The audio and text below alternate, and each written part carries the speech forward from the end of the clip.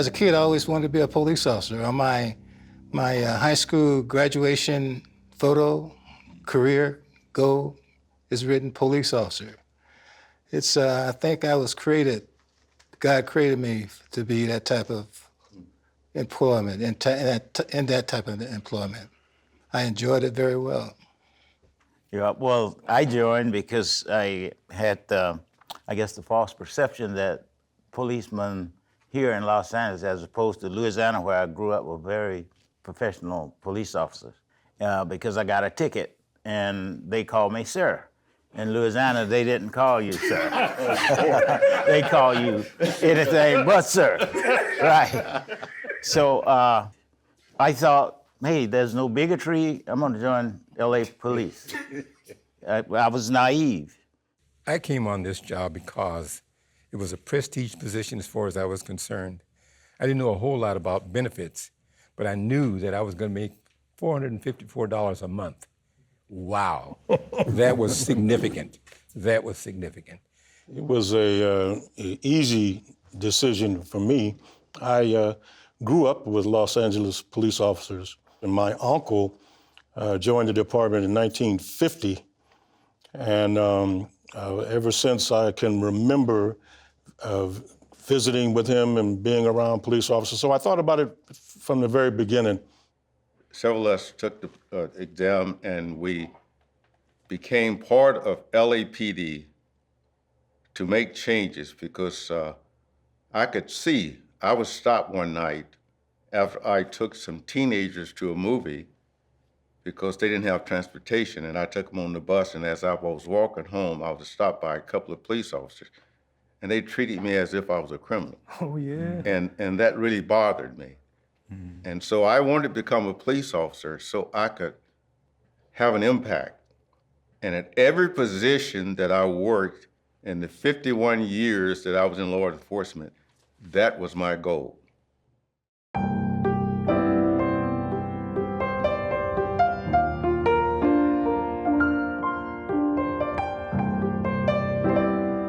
Let me take you back to the integration of the department. In 1961, the department made its official move to end the segregation in cars and what have you. And I think Bob and I probably were the only ones that were here in 61. Am I correct? Yeah. Right. The cars on the outside were black and white. The people inside were not. That's how I place it.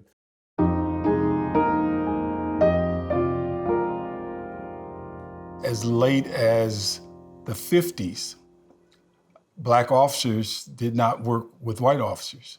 It wasn't until 61 that Bill Parker actually integrated the force and said, black and white officers can work in a black and white car. And then the first time I ever saw that was in about 61 when I was in high school, and I was at I'll never forget, the corner of Athens and Western, and I happened to look to my right and saw a black and white police car and a black and white police officer. I drove home and told my mother, you won't believe what I just saw on Adams and Western. But in 65, even though it was not a restriction, black officers still ended up, when they got off probation, wanted to work with another black officer. After they desegregated, we did still change partners. It wasn't a problem because we could work in a car together, but there were some people you just couldn't work with. One of my training officers basically used the N-word very frequently. And then he would turn to me and say, this doesn't apply to you, you know. So the thing is that, you know, and I talk to these young folk out here, is that sometimes you got to make a stand. Mm-hmm. And it may be uncomfortable, but you got to make a stand. Somebody made a stand for you to be here. Right. Well, see, the thing is, when you make a stand, you get killed. So let me tell you, when you make a stand, your career goes down. Yeah. But that's what happens is this. I walked out of the back of 77th Station. I saw a black prisoner handcuffed in the back of a car and a white officer beating him with a flashlight. Mm-hmm. So I broke to the car, and my partner stopped me and told me to go tell the watch commander. I went and told the watch commander. I was working traffic. I got about 4 personnel complaints from AI officers, and I was only black on the PM watch in traffic. Then they conducted an investigation, and my partner, who saw the same thing I saw, supposedly didn't see anything. All right? I was ostracized by my division, and the captain calls me in and says, do you want to transfer out? No. So I went up and talked to my former captain that was at Wilshire. He was a commander at the time. And I said, I'm having a lot of problems in traffic. So he says, okay, I'll call your captain and I'll talk to him. Nothing happened. So we went through all kind of embarrassing things. And actually, segregation was a very inefficient way to run an organization. Thank you. You know?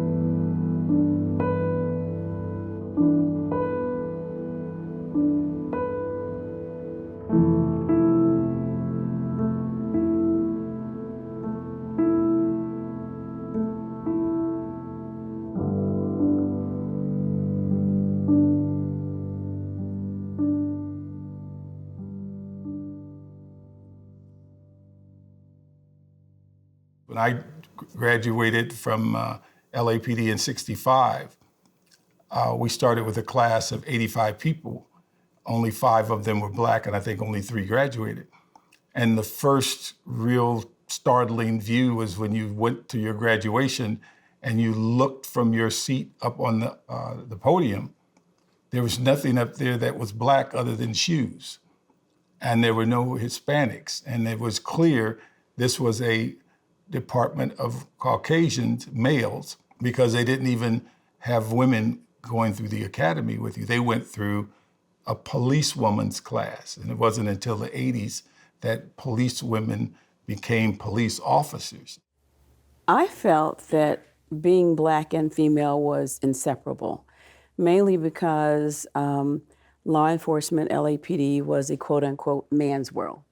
And so being female and black was a double ticket. You know, you didn't have one without the other in terms of how you were viewed.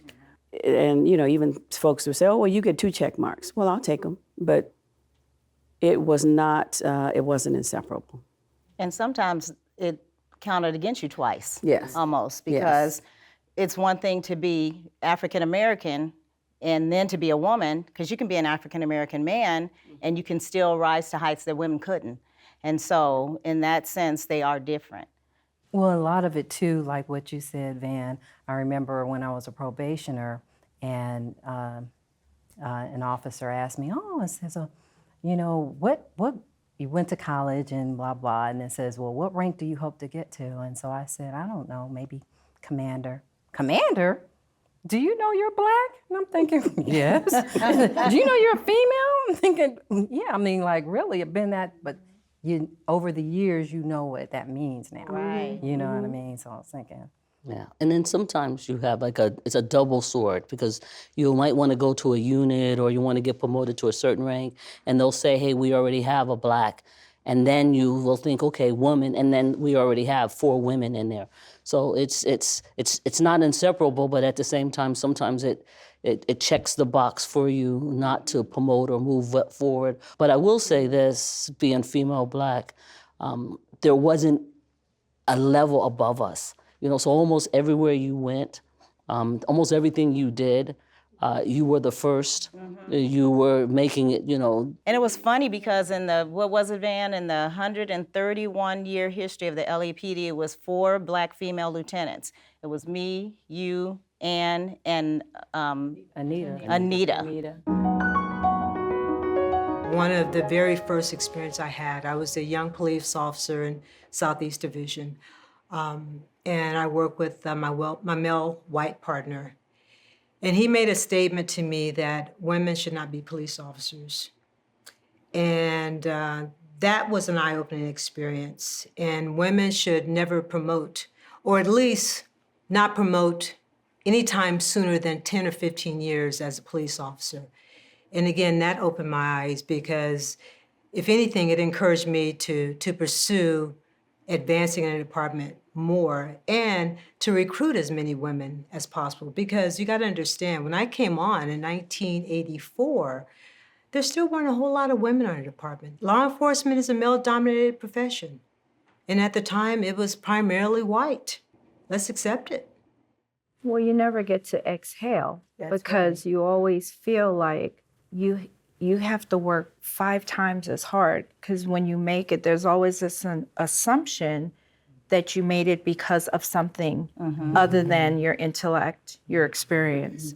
So you're excited when you get the promotion, whatever the promotion is, and then it's just always watching your back because I cannot afford to mess up, because you know you also bear the weight of your gender and your blackness. Because if I mess up, there won't be anyone else. They'll say, see, that's why we didn't make any of them for so long. So you have the weight of that. I remember, even though I did have Regina when I made commander, so we were across the way and she was always supported, and she always would say, remember, you can't do what they do. And she's right. Yeah, absolutely. And then we get a jacket because we do just what you said, where we watch our backs and we want to make sure we do everything right and everything better than somebody else. Then we get a jacket for being by the book. Yeah. She's inflexible. We have to be by the book. Yeah, she's too hard. We have to be by the book, because if we falter in any way, then they'll say, see, I knew she couldn't do it.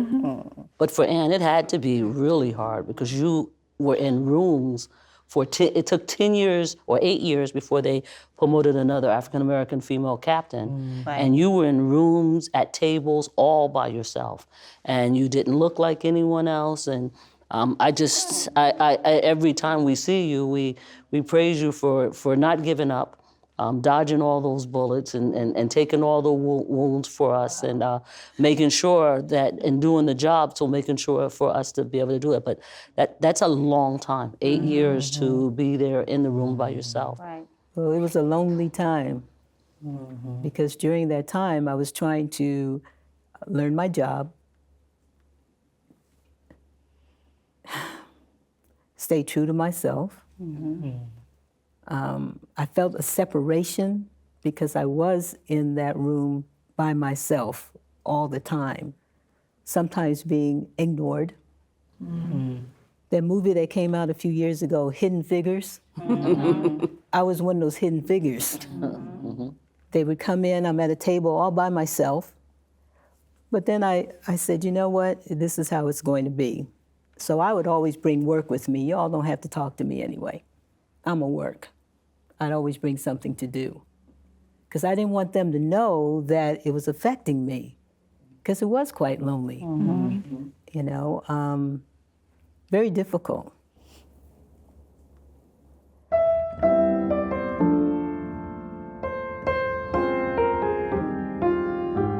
We talk about, you know, the blacks and other minorities promoting up the ranks, which open up positions. But I think equally as important, 2 black organizations formed.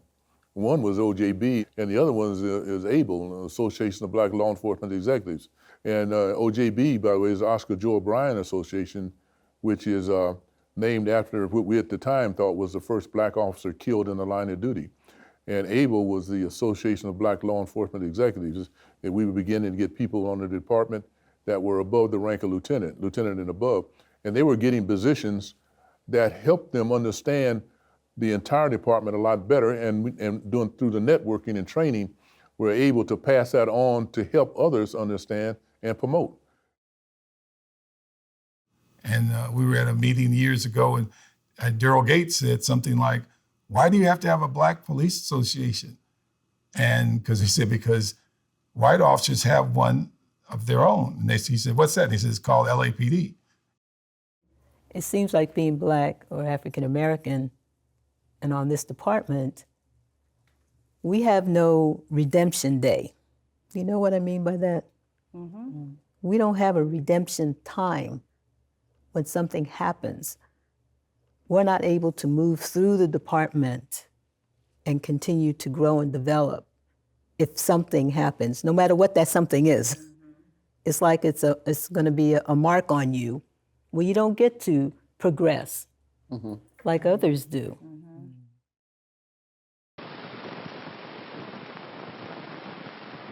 An alternate method is to drop the suspect to the ground, engaging the vulnerable bend of his elbow with the right knee.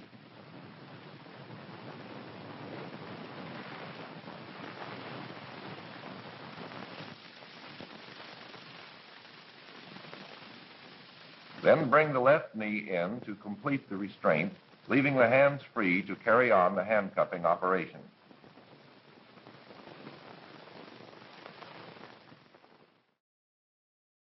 I worked internal affairs, and I saw things in internal affairs that captains covered up. Oh, God. Oh, yeah. I had an incident where an officer in 77 shot at a kid.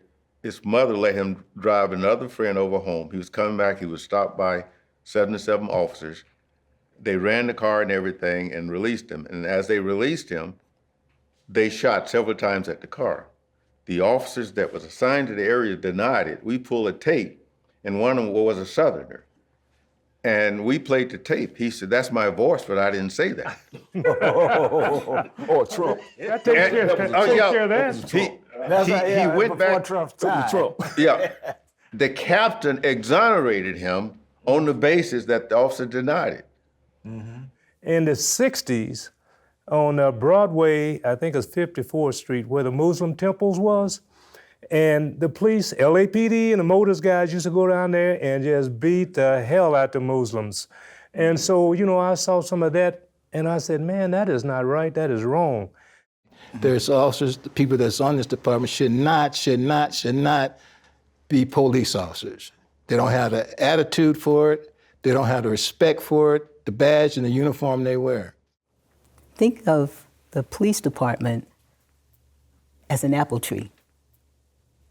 We got a few bad apples. Doesn't make the whole tree bad. The key is, how do you eliminate them from joining the department? When I think about recruitment in my time with LAPD, and I recruited all races, we want the most qualified person. I think about what can we do to expose non-African Americans, particularly if you're going to work in a Black community, to the Black lifestyle. You know, should we have them live with African American family for a month? You know, when we do our background check, do we check to find out if they have any friends of color? You know, all these kind of things went across my mind doing this. How do we make law enforcement better? Because overall, it has been a great career. It really has, but there are some areas that need to be improved, so.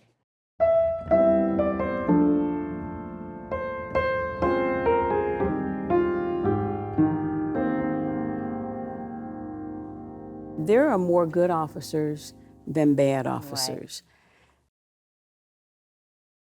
With his knee on Floyd's neck, I took that personal. Because I'm sitting there and I'm saying, get your ass up. I'm sorry for the camera. I said, get your... And I'm thinking to myself, what are you doing? And I'm thinking, the world is watching this, and all they can think is this is what all police officers do. We're police officers, and that's not what we do. We have worked very hard. I have worked very hard in my 34 years to build bridges between the police department and the community, both as law enforcement officers, both with our involvement in the organizations that we have been involved with and been on the boards of. And it took this one idiot to just tear all that down to where we've got to start over and rebuild. It takes one bad officer to make all the good ones look bad. Why in the world did they have a guy that had 18 personnel complaints as a training officer? That would never happen here in Los Angeles. he shouldn't even been on the job, let alone working with people. I feel sorry for those two guys are 2 days out of the academy and they're working with this individual with that kind of personnel history. I don't understand that. But with George Floyd, the first call was an investigative call. You were Detective Connie. All they had to do was take a report. Yep. Right. Who handles counterfeit money, Connie? Secret Service. Secret Service. Them boys didn't have no expertise in counterfeit money. You take a report. George Floyd was there, get us the information. You book the money. You book the money, give it to the detectives. They will coordinate with the Secret Service the next business day, and they may have an investigation going that you don't know anything about. That's true. You see, that wasn't done. To have a riot on the state capitol, those were crimes. January 6th. January 6th. And then when you have police officers, how can you serve the community if you support this type of behavior? Not that you can't be a Republican or Democrat, but if you support violence and you're gonna come back in the community and serve this community, you can't. I don't see, that's impossible. That's what I was talking about. That's not the type that should be police officers. Right. Yeah. They had slave patrols. You ran from the plantation, they caught you, they beat you, or send you back to the plantation, or they caught you, beat you, and killed you. Yeah. Well, you know what? They're doing the same thing today. Yeah. You run, they catch you, they beat you, they're sending you to jail, or they catch you, beat you, or you know, as we see, you may get shot. And the thing is that there is so much stuff that you don't know about, right? That you will never hear about. Right. That I see come across my desk nationwide, and I don't even have a tip of the iceberg. I can't handle all this stuff.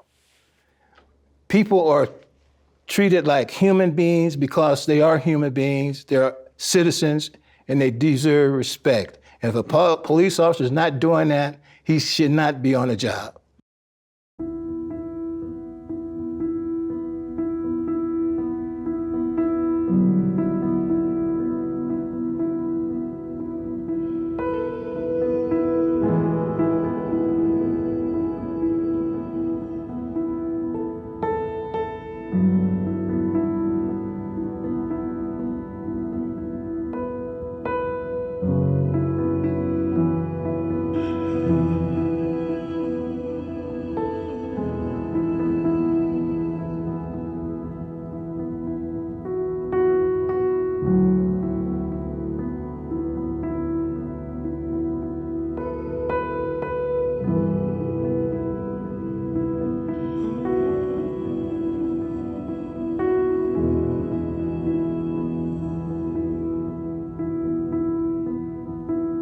The black cop is the man in the middle. He seeks acceptance in the police community, which reflects the white society and the status quo.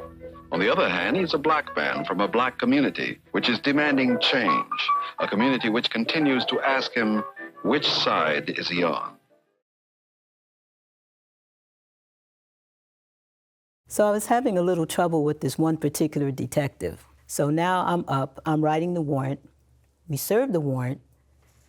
And if you know anything about warrants, you kind of go in and you're searching and the house is a mess afterwards and all that. In the back room, there were these kids. They were working on their homework. They're back there trying to read and all the noise that we're making in the house. So after the house was searched, I went to the back room and I'm holding school back there with these kids. A prior teacher, I'm going over their English, one has social studies. So this one little boy, he's like, oh, I got calculus. I said, it's been 100 years since I've had calculus. So I go out to the front of the house, and all the detectives are out there. And they're like, Ann, what's taking you so long? Come on, let's go. It's done. We got what we want. Hurry up. I said, I need somebody that's good in math. Who's good in math? So the one guy that I was having trouble with says, I'm good with math. What do you have, Ann? I said, come on. So I'm dragging him to the back of the house. So his whole expression changed. There was a softness that came over him, and he sat down with this little boy, you know, and he just completely changed. He says, Ann. Well, he called me Annie. Annie, wow, That felt good. The department itself is more concerned about the infrastructure and who can be promoted, and the community is secondary. And when I worked community relations at Southwest, I went to the business community, the gas stations, liquor stores. We got banners and we put on the fields in the parks showing that certain liquor stores and certain gas stations bought their uniforms. Now, what that did, it also let the kids know I'm not gonna break into his business because he's supporting me. At the same time, the gang members had taken over the parks. But the gang members saw that their brothers were playing the sports and we were supporting them. They moved out of the parks, cleaned up the parks, okay? What happened is that I got kicked out of the unit overnight. Why? Because you were effective? Because I was effective. Yeah. Okay, it was a year later that a white captain came to me and told me why I was kicked out of the unit, because they didn't give me a reason. Rodney King came out, and I was a valuable tool then to help quiet the community. I said, wow, and he told me, your type of policing, the department didn't want your type of policing, but it's your time now to do that type of policing. If you had continued doing that type of policing, how could we get grants from the government? How could we get new police cars? You know, but that's real.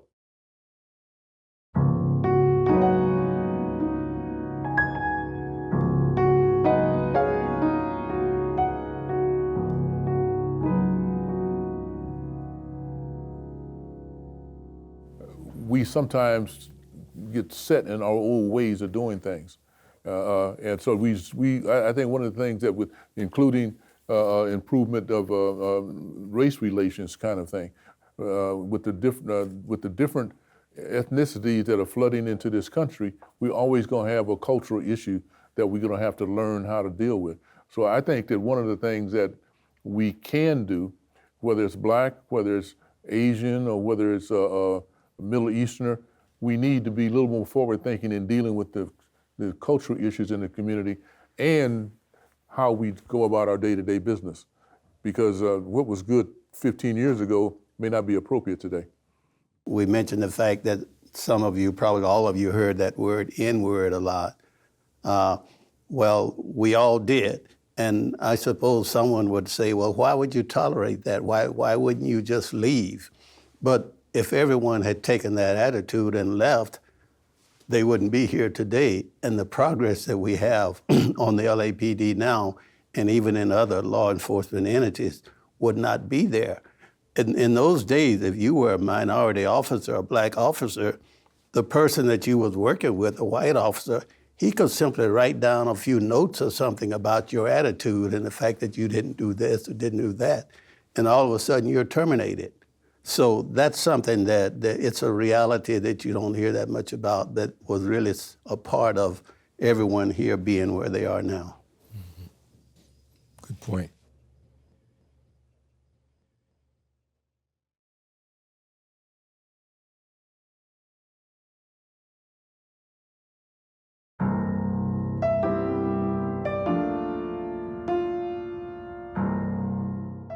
You know, I'm going to make a point of pointing out some things to the people that you see sitting here. And I like to start with Don over there, Don Farrell. You know, Said thanks a lot. Huh? He said he left the LAPD as a lieutenant, but he wasn't able to go on to the fact that he went into, as an attorney, went into the city attorney's office. Then he ultimately retired here a couple of years, 3 years ago, as a Superior Court judge. So he started as a young recruit in this organization, but look at him now. and the same thing about Ron here.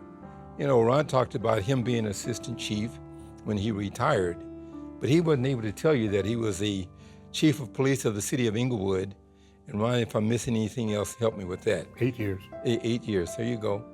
And Lou His golf game is getting better all the time. And you might recall that I stayed the longest of anybody here. And so when I left, I went to the golf course. You can't beat it. And talked my son into coming on the job. And I like to talk about my big money friend over here, Assistant Chief, J.I. Davis. You know, he wasn't able to tell you that he went to Inglewood as a chief of police. He worked on the Compton, what was that again? What was an advisory group to look at whether or not they should reform their police department. Yeah, so he worked on a task force with a name you'll hear one day if you haven't heard it, Joe Roseanne. But anyhow, G.I. has certainly performed outstandingly in his position. You know, Bob spent, I guess, the least amount of time on the department that of any of us, 22 and a half, something like that. But he didn't tell you that he would sit on the Board of Prison Terms and decided who was going to be released and who was going to be held, you know, for the horrible crimes that they committed. My golf game was nowhere near lose.